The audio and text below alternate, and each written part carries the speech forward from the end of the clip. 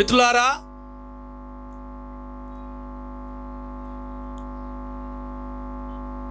రాష్ట్రమంతా కూడా రాష్ట్ర ప్రభుత్వం దశాబ్ది ఉత్సవాలు నిర్వహిస్తూ ఉన్నాయి.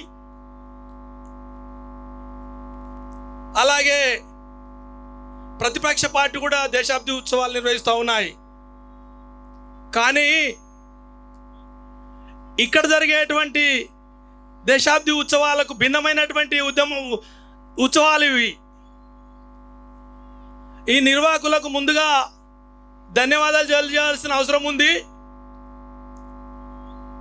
ప్రభుత్వం నిర్వహిస్తున్నటువంటి తెలంగాణ ఉత్సవాలకు, దశాబ్ది ఉత్సవాలకు, ప్రతిపక్షం నిర్వహిస్తున్న దశాబ్ది ఉత్సవాలకు భిన్నంగా సామాజిక తెలంగాణ దశాబ్ది ఉత్సవాలుగా దాన్ని నామకరణం చేయాల్సిన అవసరం ఉంది మిత్రులారా. ఎందుకనంటే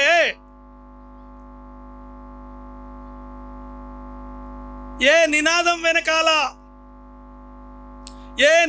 వెనకాల ఎవరి ప్రయోజనాలు దాగున్నాయో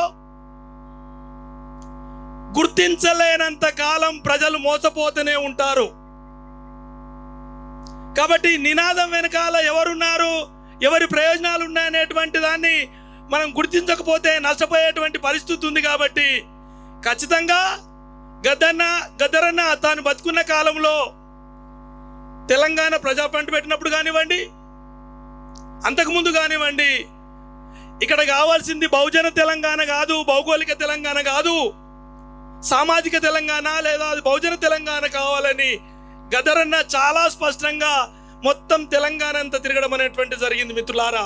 కాబట్టి ఇవాళ ఇక్కడ నిర్వహిస్తున్నట్టు సమావేశం ఏదైతే ఉందో మనందరం కూడా భిన్నంగా ఆలోచించాల్సిన అవసరం ఉంది. మొఘల్స్ 700-800 సంవత్సరాలు పరిపాలించారు. బ్రిటిషర్స్ 200 సంవత్సరాలు పరిపాలించారు. భారతీయ పాలకులు తెలంగాణను 60 సంవత్సరాలు పరిపాలించారు. ఇవన్నీ కూడా ఈ 10 సంవత్సరాలు పరిపాలించిన వాళ్ళు, ఇప్పుడు పరిపాలిస్తున్న వాళ్ళు కూడా మన ప్రయోజనాలను రక్షించలేరు. మన ప్రయోజనాలు రక్షించబడాలంటే బహుజన తెలంగాణ కావాల్సిందే. మెజార్టీ ప్రజలకు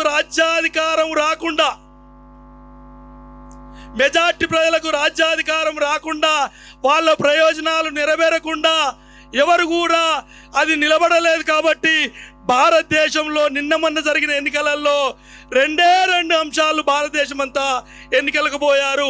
ఒకటి రాజ్యాంగాన్ని రక్షించాలి, రెండవది ఏంటంటే రిజర్వేషన్లు కాపాడాలి, జనగణన జరగాలి.